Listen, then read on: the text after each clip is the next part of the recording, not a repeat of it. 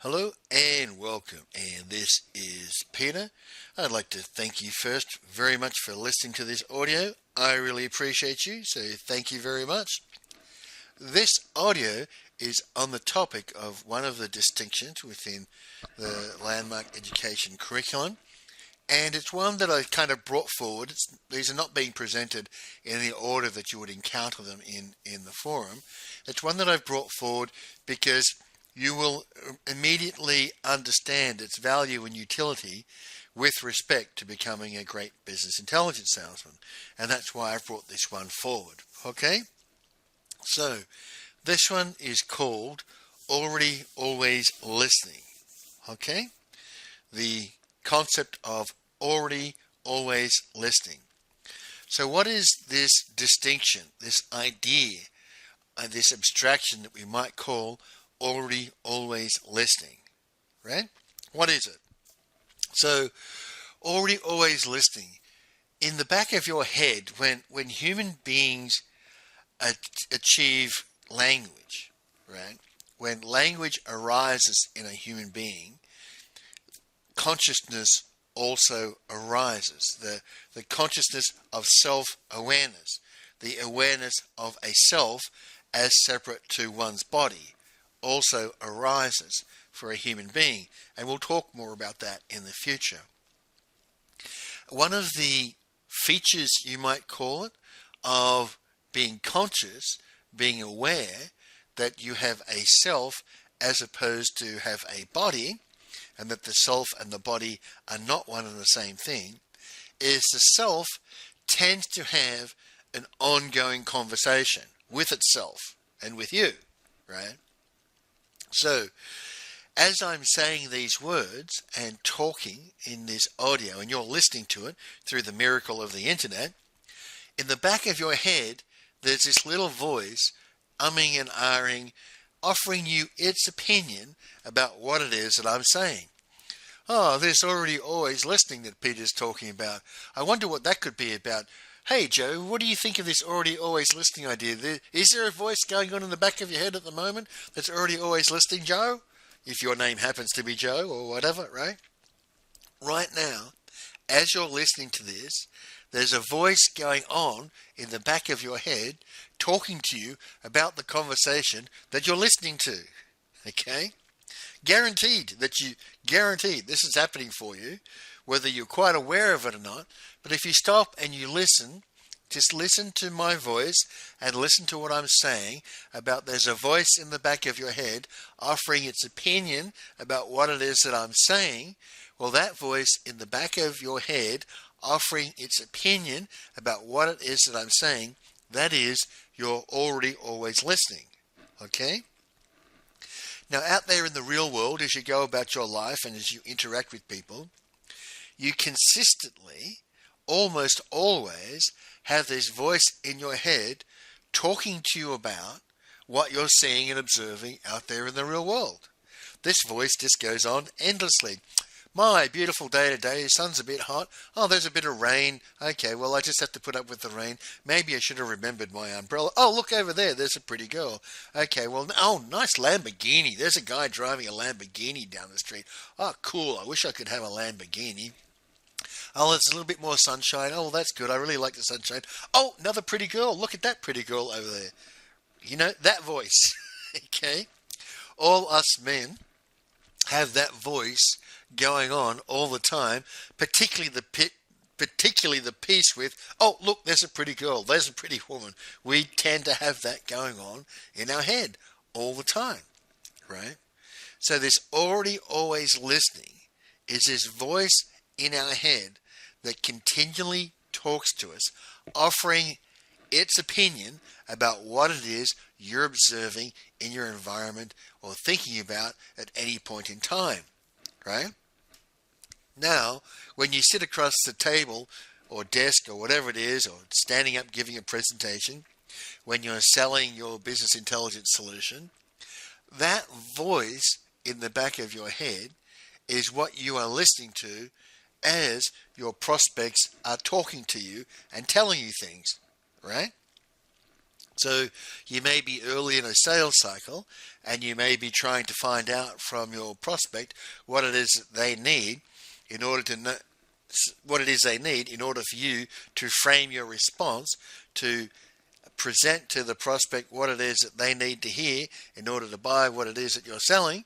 The first piece of information I gave you right up front in these audios. You may be sitting down at a table with your prospect working to elicit what is it that they need so that you can frame your response. But while you're trying to elicit what is it that the prospect needs, you've got this voice in the back of your head offering you its opinions all the time, right? And what it turns out is happening in most conversations, including your conversations with your prospects, is you're not actually listening to what the prospect is saying. You're listening to the opinion of the voice in your head about what it thinks about what your prospect is saying. And the other 50% of your brain is working on, how am I going to respond to this? Okay? How am I going to respond to what it is that my prospect is saying?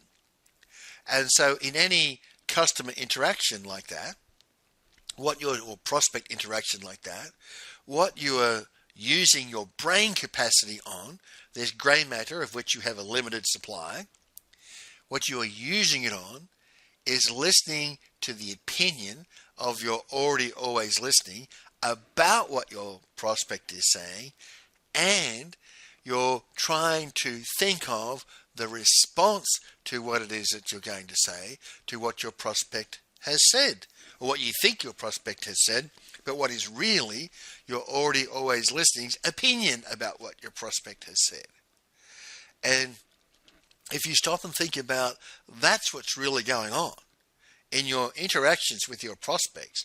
What is really going on is your already always listening is interpreting what the prospect is saying and then presenting its opinion about what the prospect is saying, and you're trying to think about how it is you're going to respond to that, and that's where most of your brain capacity is being used.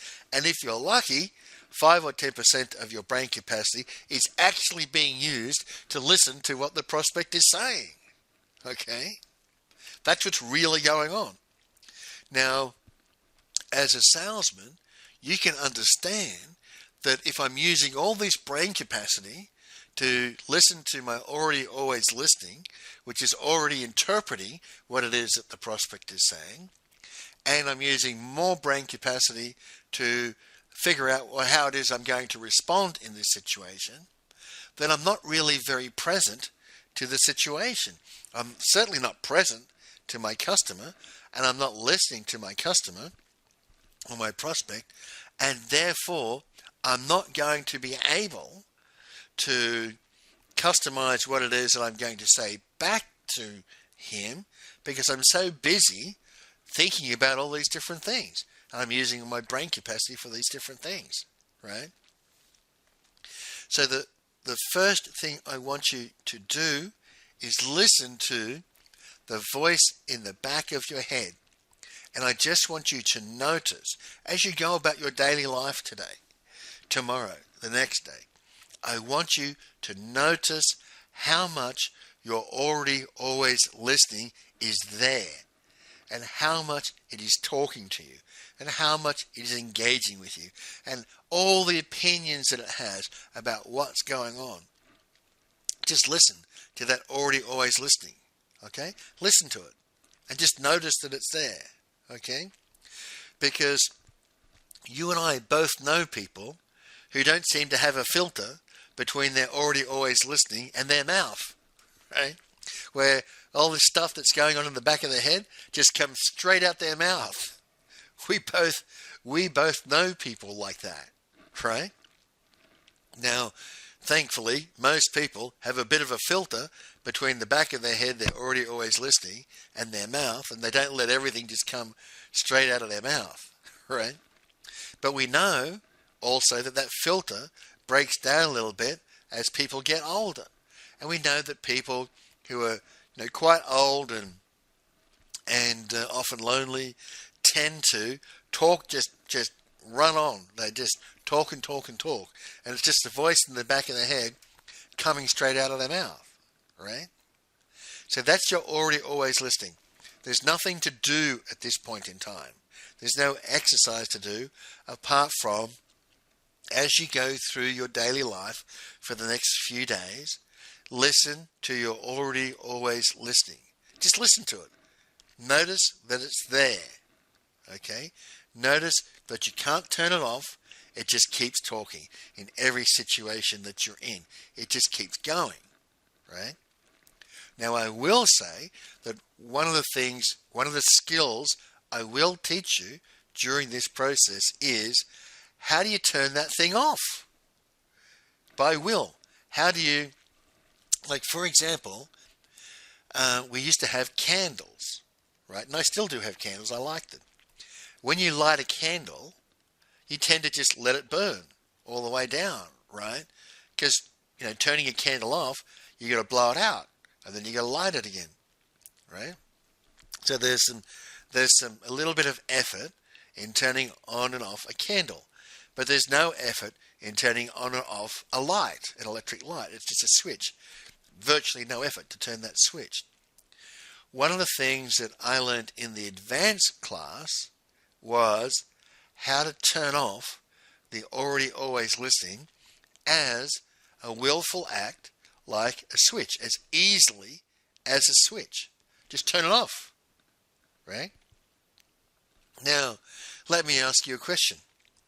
If you were able to turn off, like a switch, at will, as easily as an electrical switch, if you were able to turn off your already always listening as easily as you could turn off or on a light, when you sat down to talk to a customer, would you leave it on or would you turn it off? Right? When you sat down with a prospect who's considering buying from you and investing in your company and creating a relationship with you, would you turn on or off your already always listening? What would you do? Okay? Now that if you need time to think about the question, you know the routine by now. Hit pause and think about the question, right? Now that you're back with me, the answer is fairly obvious. You turn it off, right?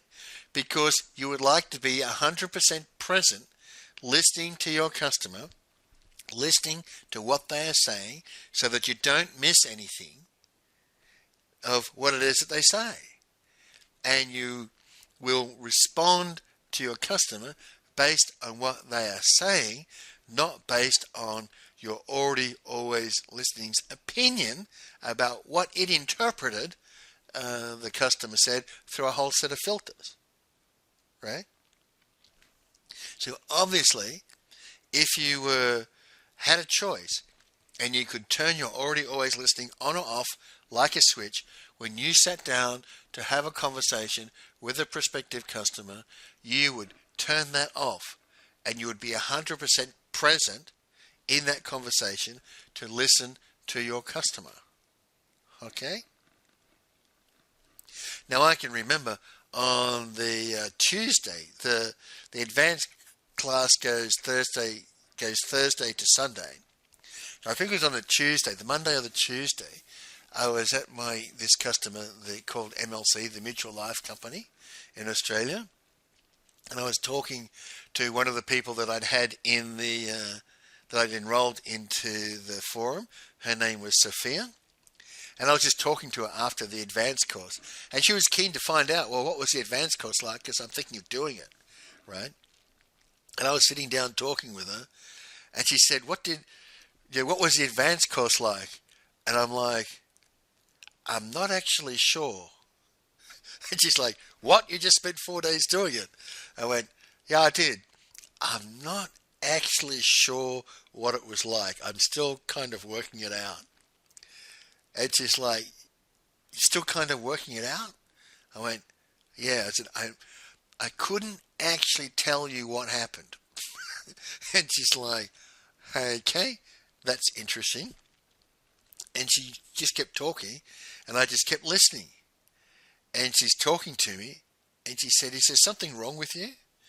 And I said, "No, there's nothing wrong with me. Why would you ask if there's something wrong with me?" And she said, "There's something really weird about you today.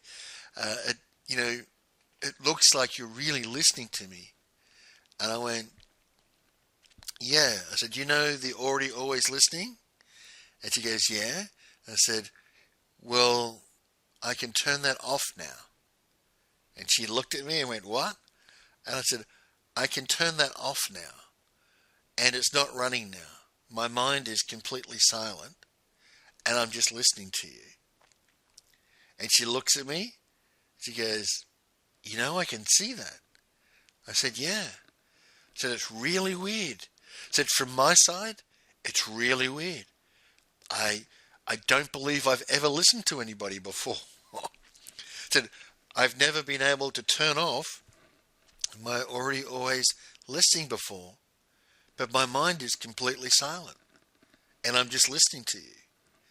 It's just like, okay, now you're really freaking me out. It's like, what would life be like if I didn't have my already always listening to listen to? And I said, "It's really weird. It's really strange." Like, I was saying to her, for my mind to be silent, my already always listening to be silent, and for my mind to be quiet and peaceful, and there's no conversation going on in the back of my head, it's really weird. And this is like the first day it had ever happened to me. It's like, this is really weird. This is really strange. And I'm actually listening to you, possibly for the first time. And we had a good laugh about it. And then Sophia's like, "I'm not really sure." She said, "If this is what you come out of the advanced class like, I'm not really sure I want to do it." And I went, "Yeah." I said, "I tell you, it's really weird." I'm like, I'm coming out the other side. I know what I did. Like I was saying to her, I know what I did in terms of what did I do, right? What did we do over the 4 days? I know what I did, and I understand what I did. I just don't understand what happened to me as a result of that. And it's really weird. And, we're going to see what's next. But right after the advanced course, I was like, this is so weird to have silence in my head, to not have a voice talking to me all the time, to be available to sit with somebody, look them in the eye, and just listen to them. It was really, really weird early on, right? A really, really weird thing early on. Now, of course, as I moved on and learned more skills and etc., and then I started, I was working in sales, etc., doing sales development, business analysis and all that. This ability to just, like a switch, flick off my already always listening and just be there for the person and listen to the person. It was one of the things we call it is your listening is your greatest gift. You can sit down and listen to the other person and they can tell you what they're thinking and feeling, and for them it occurs as a gift. Okay? It occurs as very valuable. So if you're in that position with your prospects, if you with your prospects are actually listening to your customer and responding, or your prospect, and responding to them, responding to what they have actually said, what do you think the next guy is doing? Really, what do you think the next guy is doing? The next salesman.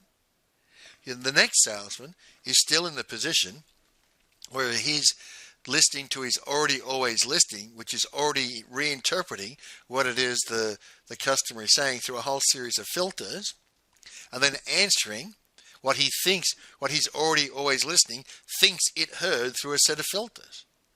That's what the next guy is doing, right? So if you are listening very intently to your customer and what they are actually saying, and you are responding to what they are actually saying, and you are learning what it is that they actually want to do with their business, and you can think about that and prepare a proposal aimed at having the impact on their business that it is that they want, how much in front of your competitors are you? And the answer is you're a long way in front of your competitors if you can do that, right? If you can switch off your already always listening like a switch and be with the customer and listen to your customer, you will be far better off in the longer term. Now, as with all these things, I'll give you an example, right? In fact, I'll give you two examples in this case, right? So, first example, which is not really sales relevant, is we used to do these evening sessions until like 11 o'clock. They'd be like 7 o'clock till 11 o'clock. And then we'd go out for coffee afterwards and we'd talk and then we'd get a lift home, right? So the last thing we would do at the end of the 11 o'clock is the people who needed a lift home would stand up and say, okay, I need a lift home.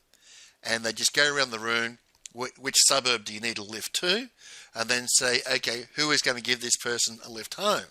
Because the trains that time of night, it's just too late at night to be catching trains home, right? And everyone would get a lift home.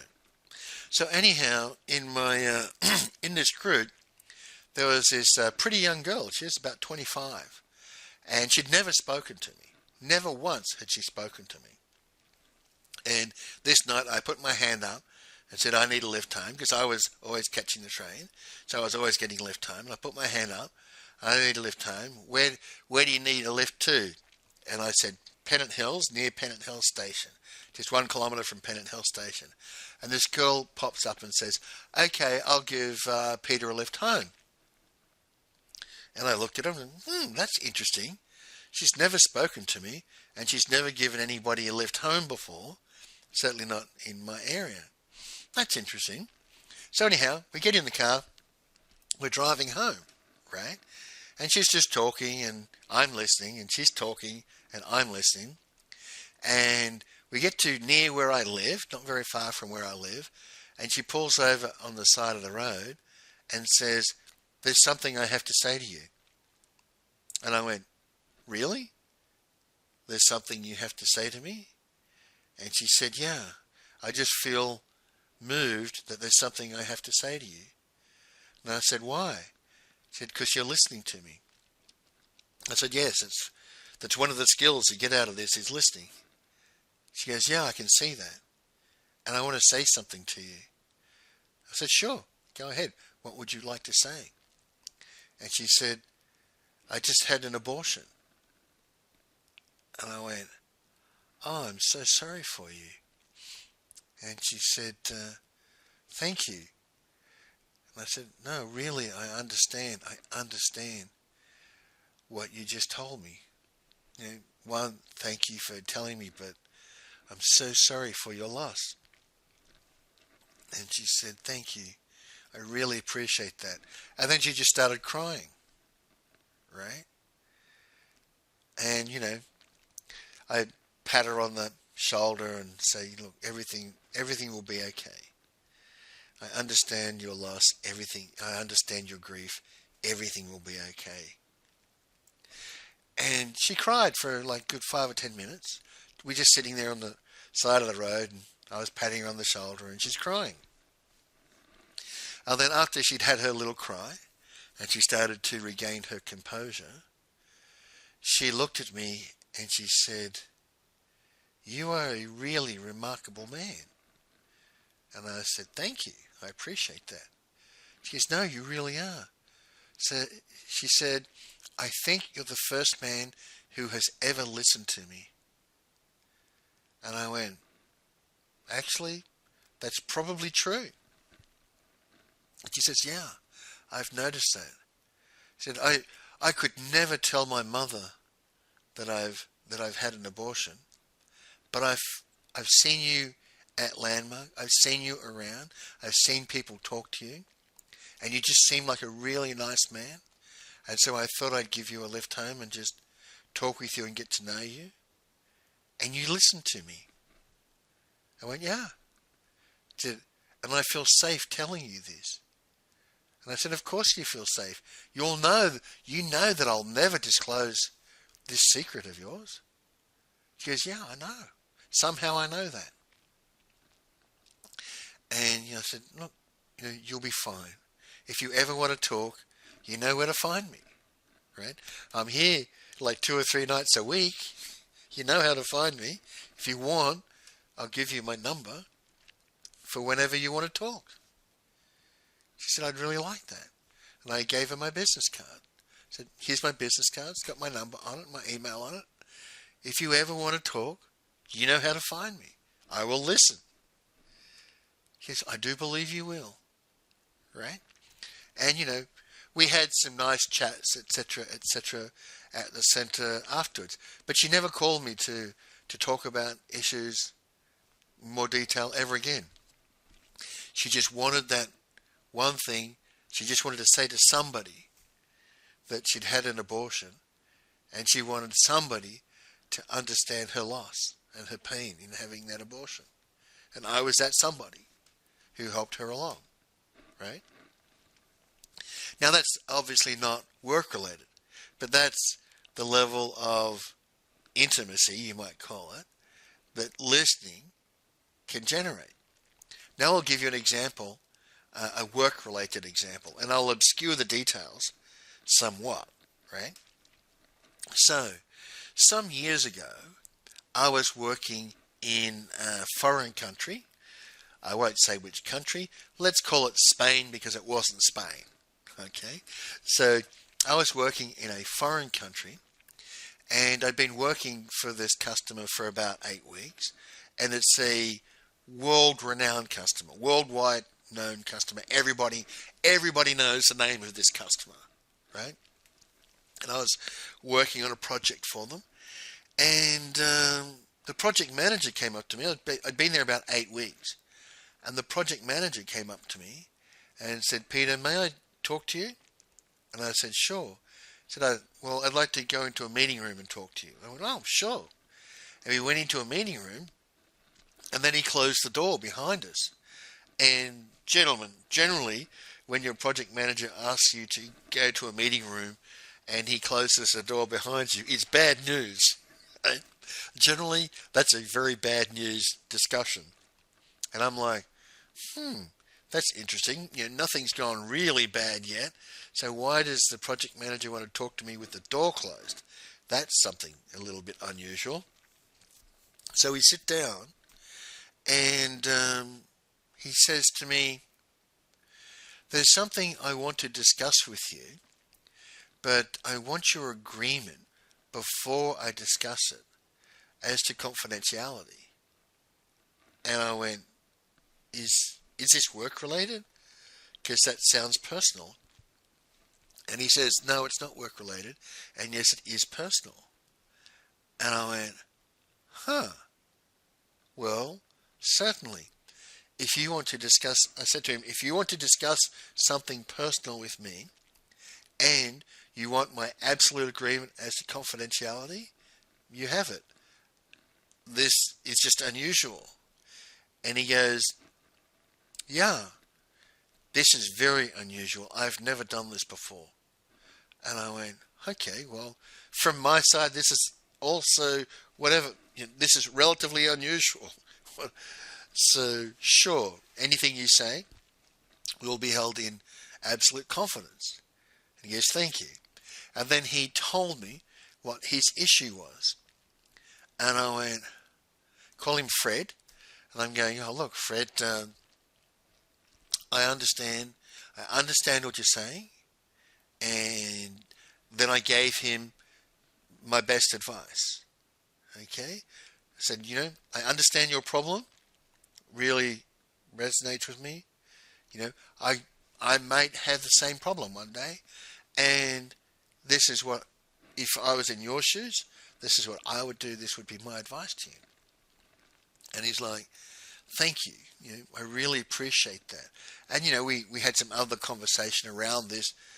it was for him a very difficult issue, and if I ever had that issue, I'd hope there was someone I could go to and talk about it as well, because it was a very serious issue, right? Now, after the conversation, I said to him, "May I ask you a question?" And he says, "Yes." I said, "Why have you discussed this issue with me? Really, I'm a contractor. You've only known me, like I'm a consultant, contracted to you. You've only known me for 8 weeks. Why have you discussed this issue with me and not with, a close friend or someone in your family? This is an issue more to be discussed with a close friend, someone in the family, or your priest at church, or somewhere else like that. It was that sort of issue. It was a personal family issue. Best, in my opinion, you would ask your priest at church or someone else like that, someone really close to you who knows you and you really, really trust, right? Because the discussion was not something that you would ever want out in the public. So it's like, And he said, and I asked him, "Why would you come to me? You barely know me." And he said, "You're right, I barely know you, but there's something really strange about you." And I said, "Really? There's something very strange about me?" And he said, "Yeah, when I talk to you, it actually seems to me like you're listening to me." And I kind of looked at him and I went, "Well, yes, that's because I do listen to people. When people talk to me, I listen to them. And listening is a skill that I'm actually quite good at. So I listen to people when they talk to me." And he goes, "Yeah, but there's something very different about how you listen to me when I talk to you." And I went, "Yeah, there is. There is something different about that." And he said, "Yeah, and I noticed. So I've had this problem for some time, and I've been trying to figure out how to deal with it, and I've been thinking about who I could ask their opinion of and kind of have the conversation that we just had.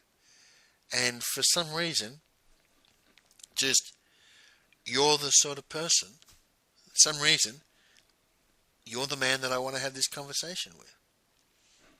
And I went, "Wow. Well, thank you very much. I really appreciate and respect and honor your choice of asking me for my advice on this matter. I mean, this is something quite amazing, because I know you just shared something with me that is a really big concern in your life. And, touch wood, I'll never have to deal with it in my life. And so thank you. You have really given me something in doing this." And he said, "Well, thank you very much for that. And, I'm going to think about your advice, and then we shall see what happens next." I went, "Okay, well, if ever you want to ask me something, ask for my advice on anything, I'm more than happy, right?" Now, as it happened, gentlemen, through that project, there were some relative difficulties through that project. And that project manager, he helped represent me into his company through these problems and issues that we had throughout the project.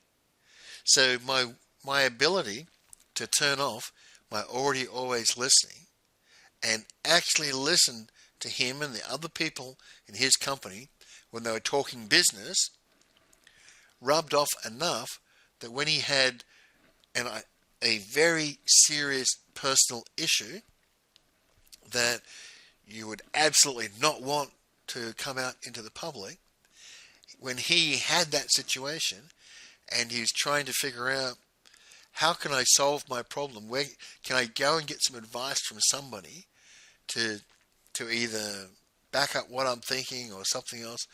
How can I share this problem with somebody that I know it's going to be safe and get good advice? And he didn't even go to his best friends and local church or something else like that. He came to me. It's astonishing. When you think about that, gentlemen, that's astonishing.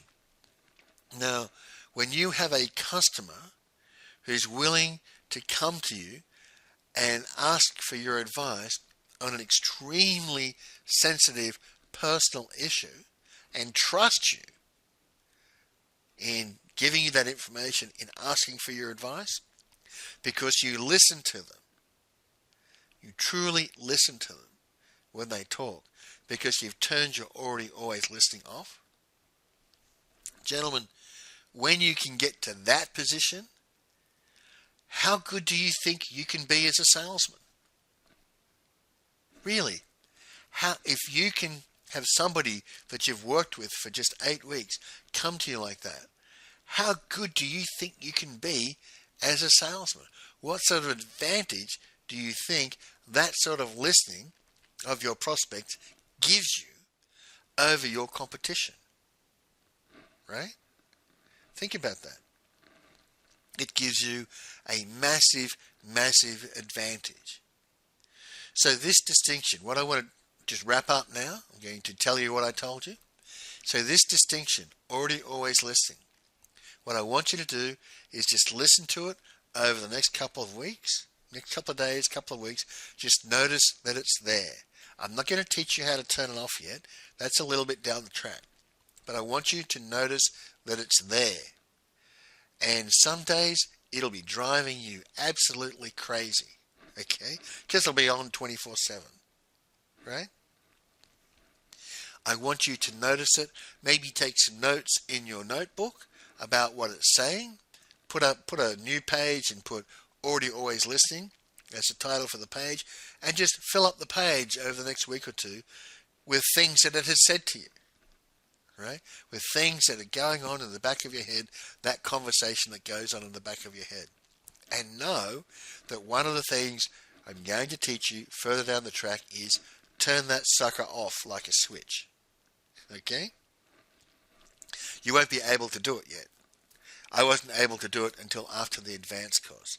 But turn that sucker off like a switch is what you want to be able to do. So that when you're talking to people or talking to prospects, even talking to your wife or your girlfriend or talking to people in your family, you can listen. Probably for the first time in your life. Right? So that's what I wanted to talk about today. With that, thank you very much for listening, and bye for now.